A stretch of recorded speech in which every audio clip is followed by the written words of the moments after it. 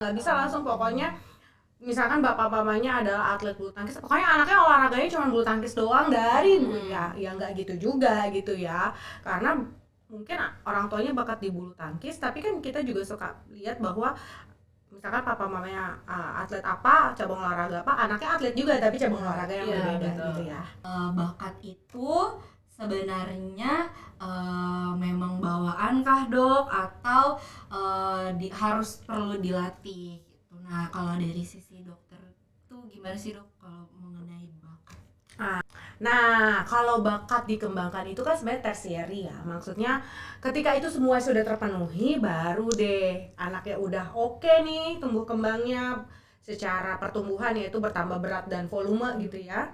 Dan pertumbuhan perkembangan itu sesuai tadi yang kebisaan dia itu sudah sesuai, baru deh kita cari bakatnya. Gitu.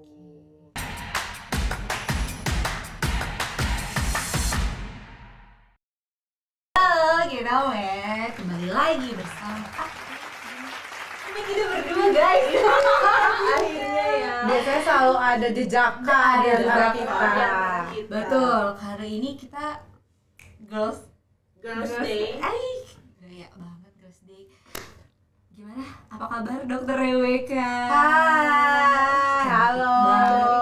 Salam Kita banget satu vibes ya. Karena girls, jadi Dokter Becca itu vibes-nya agak beda hari ini. Ya, sekarang kita mau bahas tentang anak ya. Okay. Jadi kita harus sebagai aku ibu dua anak harus sedikit keibuan hari ini. Nah, akhir-akhir ini kan lagi booming tuh Tentang siapa? tentang ini loh, yang di notis Ya, sama bisa. Cuman kalau Iya, Putri Aryani ya, bukan Putri yang itu.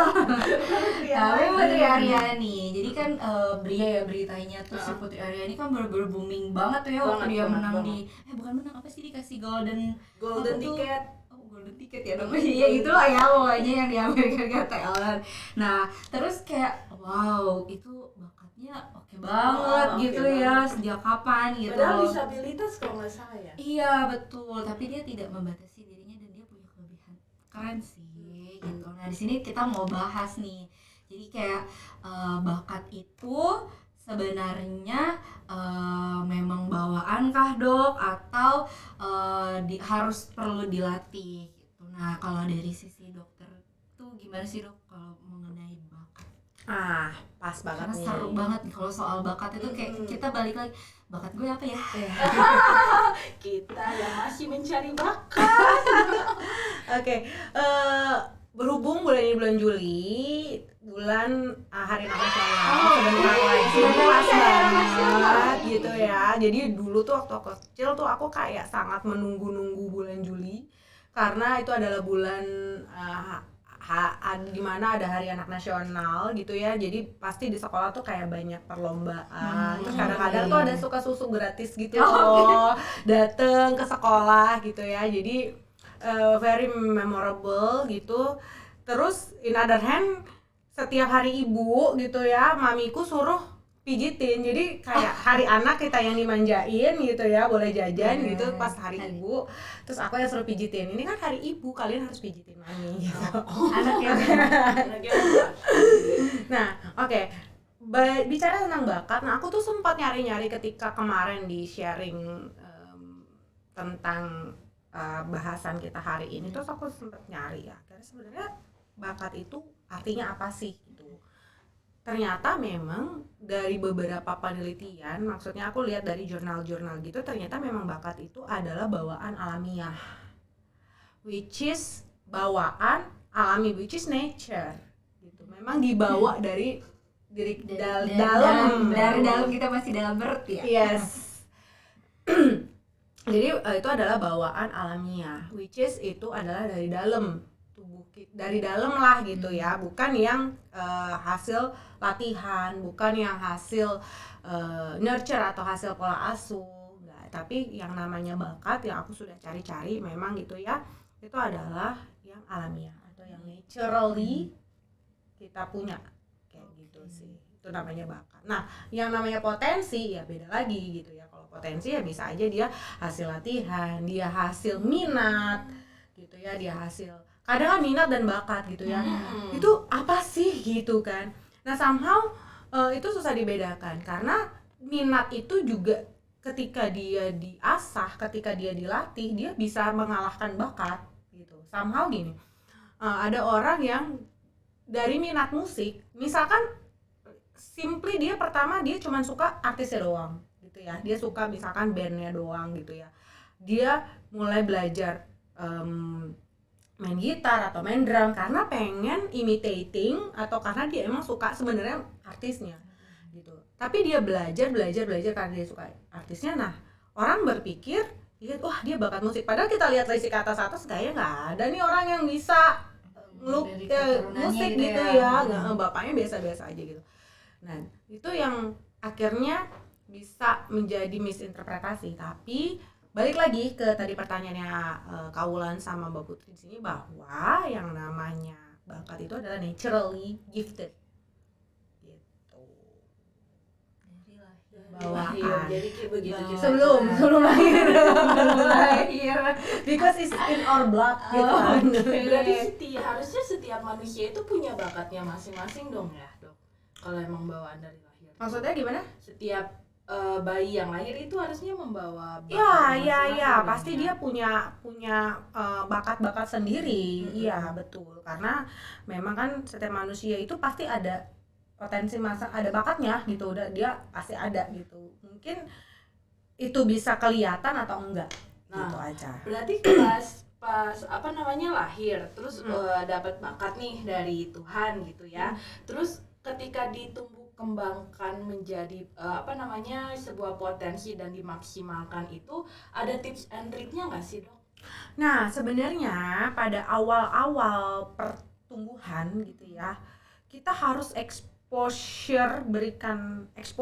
berikan pengenalan itu sebenarnya wide ke semuanya gitu ya. Pada zaman sampai sekarang ilmu psikologi gitu ya, ilmu psikiatri, kedokteran juga untuk stimulasi itu harus semua. Maksudnya adalah yang namanya stimulasi ya terhadap bunyi-bunyian gitu ya, stimulasi suara memang harus diberikan, stimulasi bahasa harus diberikan, stimulasi motorik yang orang bilang olahraga harus diberikan gitu ya, motorik kasar, motorik halus, bunyi-bunyian, nada, terus bahasa, berbicara, ya semua itu memang harus di-exposure anak-anak tersebut gitu ya. Nah, ketika when it comes to dia pengen tahu sebenarnya bakatnya apa, ya bisa-bisa aja nanti dikembangkan di ketika misalkan masa sekolahnya dia gitu ya. Tapi in the early life itu memang semuanya harus di-exposure. Mesti dikenalin dulu. Mesti dikenalin semua seluas-luasnya. Iya, nggak bisa langsung pokoknya misalkan bapak-bapaknya adalah atlet bulu tangkis, pokoknya anaknya olahraganya cuma bulu tangkis doang dari ya nggak gitu juga gitu ya, karena mungkin orang tuanya bakat di bulu tangkis, tapi kan kita juga suka lihat bahwa misalkan papa mamanya atlet apa, cabang olahraga apa, anaknya atlet juga tapi cabang olahraga yang berbeda gitu ya. Jadi memang seperti itu yang kelihatan sekarang adalah bakat di bidang olahraga, bakat di bidang atlet, tapi cabang olahraganya juga belum pasti itu. Jadi yang paling benar adalah at the early stage itu harus di-exposure dulu semuanya, baru nanti kita kembangkannya mungkin di sekitar usia sekolah baru deh gitu. Oke. Menarik ya kalau mau ngomongin soal bakat. Yes. Jadi berpikir lebih dalam lagi bakat aku. Kira-kira apa ya? Kira-kira kamu sama Mbak Putri ini bakatnya apa nih? Ya bisa tebak, komen di bawah. Dapat hadiah enggak? Ya? Capek nggak sih ya?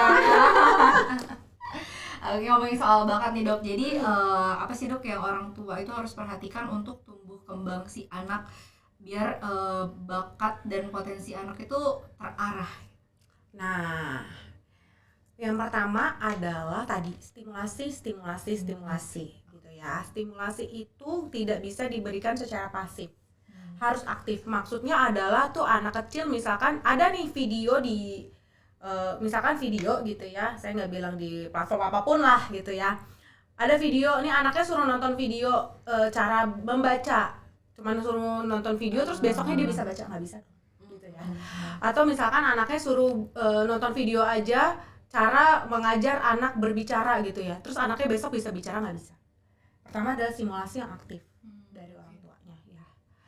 Nah yang kedua adalah gizi. Itu udah pasti banget. Jadi gizi dan stimulasi itu adalah dua buah mata uang yang nggak bisa dipisahin gitu. Gizinya harus bagus, mau sepintar apapun anak, kalau misalkan emang gizinya kurang tetap aja nggak akan bisa gitu kan. Nah sepintar apapun anak, potensinya, bakatnya segala macam, dia misalkan IQ-nya born to be Einstein ya, kalau misalkan nggak didukung sama stimulasi tetap aja kan jadi anak aneh. Jadi yang pertama adalah tadi stimulasi dan gizi.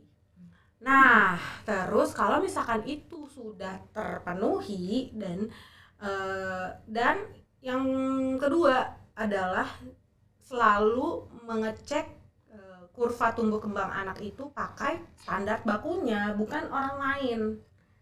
Biasanya nih ibu-ibu tuh paling seneng banding-bandingin. Dibanding-banding kayak gitu ya. Iya gitu, dia tuh nggak bandingin padahal pasti sekarang itu kan karena standarnya adalah ketika hamil dan melahirkan, apalagi memang sudah di puskesmas, di bidan atau bahkan di rumah sakit, pasti ibu tuh udah langsung dikasih buku tumbuh kembang anak. Ini loh Bu, anaknya sesuai umur tuh 0 sampai 3 bulan, 3 sampai 6 bulan, 6 sampai 9 gitu ya, atau 6 sampai 12 biasanya. Anaknya berat badannya sekian, tinggi badannya sekian, harus udah bisa apa. Itu udah ada. Kata-kata yang harus muncul udah berapa, misalkan motorik kasar harus bisa duduk, harus bisa angkat kepala tuh. Itu sudah lengkap sekarang, pasti ada namanya. Ya kalau di puskesmas atau di bidan biasanya dikasih KIA yang warna pink gitu ya. Kalau di rumah sakit lihat ibu-ibu yang megang begitu ya. Ya biasanya di rumah sakit itu udah custom dengan merek-merek rumah sakitnya tertentu, tapi ujung-ujungnya isinya sama. Karena masih pakai kurva WHO atau kurva Denver, masih itu. Nah jadi yang perlu diketahui oleh ibu-ibu adalah tidak membandingkan antara anak saya dengan anak lain, tapi harus membandingkan antara anak saya dengan kurva tersebut gitu ya.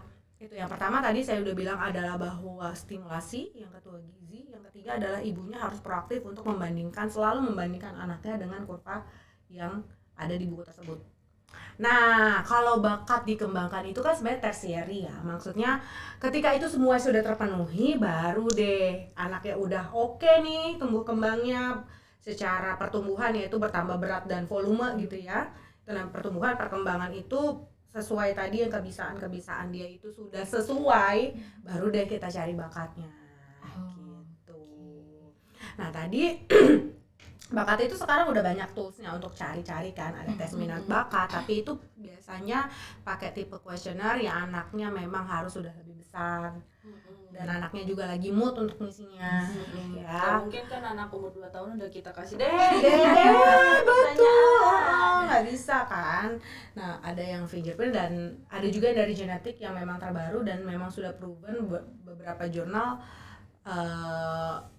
ada rekomendasinya untuk yang pakai genetik gitu.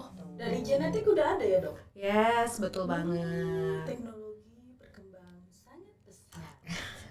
Kalau berarti kalau misalnya dari genetik, kita bisa tes bakat dari genetik itu akurat nggak sih Dok? Kalau genetik itu memang kan karena dia pakai genetiknya biasanya ya, yang ada di Indonesia itu gennya itu memang yang masih banyak gitu ya. Kita nggak bilang akurat kayak cek lab gitu udah pasti nih gitu akurasinya berapa. Kita biasanya pakainya odds ratio atau misalkan kira-kira dia dibandingkan dengan populasi kebanyakan, dia misalkan berada pada potensi yang lebih tinggi atau sesuai rata-rata air aja gitu sih kita pakainya. Gitu. Menarik ya.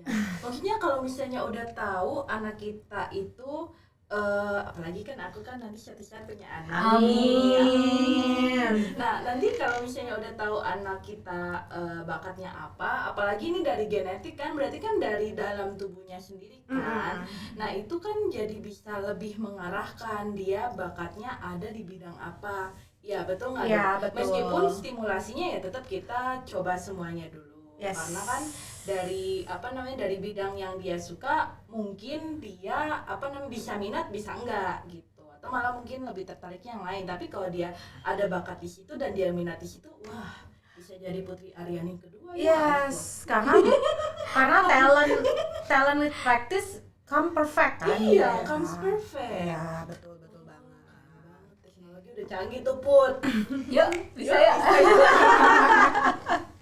Nah, kalau misalnya mau tahu tes genetik yang mengetahui bakat si kecil, nah itu bisa di mana tuh? Mungkin Mbak Putri bisa menjawab. Aku punya info dong.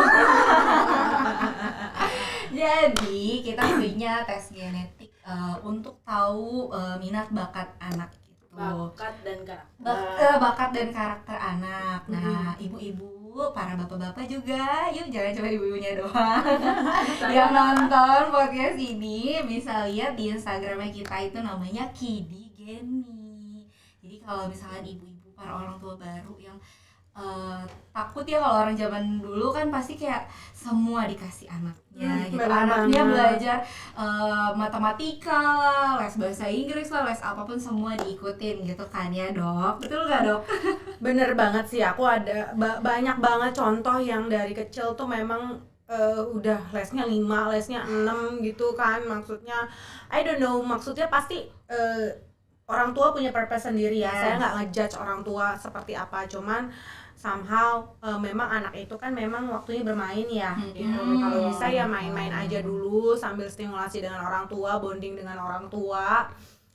Lalu kita bisa kalau dengan pemeriksaan genetik seperti ini gitu ya, atau pemeriksaan bakat seperti ini, kita bisa akhirnya mengetahui potensi anak kita, bakat anak kita gitu ya.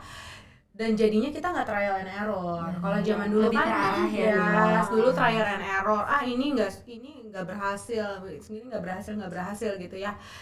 Somehow sebenarnya gitu ya, misalkan anaknya itu bakatnya di bahasa misalkan. Nah, tapi orang tuanya itu ngelesinnya olahraga, ngelesinnya piano, ngelesinnya matematik. Nah, udah habis uangnya, tapi anak frustrated karena dia nggak sesuai dengan bakatnya dia gitu, dia akan sulit catch up-nya. Nah, si bahasa yang merupakan bakatnya dia malah nggak keasah jadinya. Iya, sayang banget. Karena udah mentok orang tua merasa gue udah ngelesin semuanya nih, tapi nggak bisa. Padahal dia lupa bahwa ada satu lagi misalkan komponen bahasa yang dia miss gitu ya. Akhirnya ya anaknya frustrated, orang tuanya habis duit gitu ya, dan bakat anaknya juga nggak kegali. Jadi ya udah ya dipendam bakatnya. Wasting time, wasting money. Apalagi ya tipe kan? Asian parenting, Iya. like my mom. Kita berkaca dari orang tua kita juga. Like my mom. Jadi sebagai ibu-ibu muda, bapak-bapak muda yang sudah aktif bermain di sosial media, kita harus terbuka juga. Jadi kita tahu nih anak kita nanti maunya bakatnya seperti apa, sudah lebih terarah gitu.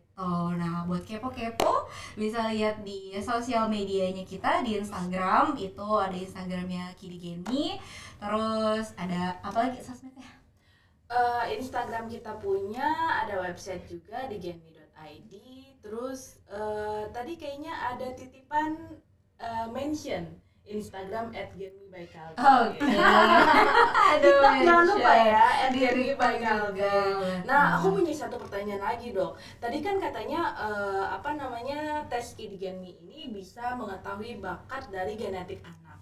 Nah, setiap manusia kan dilahirkan oleh bakatnya masing-masing nih, emang udah dianugerahkan dari Tuhan, dan itu kan berarti kan di genetik itu ada blueprint bakat kita dong dok. Nah, bisa nggak sih misalnya bayinya itu bakatnya misalnya musik nih misalnya, tapi nanti somehow ketika udah dewasa, udah lansia gitu, dia tiba-tiba berubah gitu bakatnya jadi olahraga gitu misalnya dok. Kalau bakat yang dibawa dari genetik itu nggak bisa berubah sih. Kita memang sudah ditakdirkan, maksud your genetic is not your destiny, maksudnya karena genetik itu adalah dari orang tua kita, dan itu sudah terbentuk pada saat pembuahan. Itu langsung udah sampai seumur hidup nggak akan bisa pernah berubah gitu ya untuk rangkaian DNA kita gitu ya. Tapi ketika memang dia baik bakatnya musik terus abis itu nanti berubah jadi bakatnya olahraga, apakah itu benar-benar bakatnya nature-nya dia ya kita nggak tahu ya, dia udah periksa apa belum gitu ya. Nah atau mungkin memang itu adalah minatnya yang berubah, sehingga minatnya itu yang dia hidupi, yang dia kasih makan, sehingga akhirnya kelihatannya bakatnya berubah gitu. Padahal ternyata itu potensi ya. Ya itu potensi yang memang sudah banyak dari luar gitu ya. Misalkan dia tadinya memang suka musik tapi dimarahin mulu sama orang tuanya, tipe-tipe Dilarang ya. ya Kalau bermain musik kamu harus jadi dokter atau pengacara, ayo kamu mau makan apa dari jadi musisi gitu ya misalnya ya. Nah karena dia kayak gitu, apalagi anak-anak kan memang sangat dipengaruhi oleh gaya nurturing orang tua ya, pasti itu bisa mempengaruhi minatnya dia jadinya. Yang tadi dia bakat jadi ya terpendam ya bisa aja gitu, jadi nggak keluar atau jadi switch ke yang lain kayak gitu. Seperti saya sendiri sih sebenarnya saya pengen banget anak saya itu bisa di bidang art gitu. Kenyataannya gimana dok? Ternyata dia lebih ke education. Saya rasa education is old school gitu loh, gitu ya. Tapi ya mau bagaimana lagi ya, saya harus menerima dan mungkin sekarang akan saya kasih makan si education-nya itu akhirnya ya. Saya akan kasih makan si education-nya itu dan semoga dia memang ya bisa top lah ketika saya kasih makan genetiknya gitu.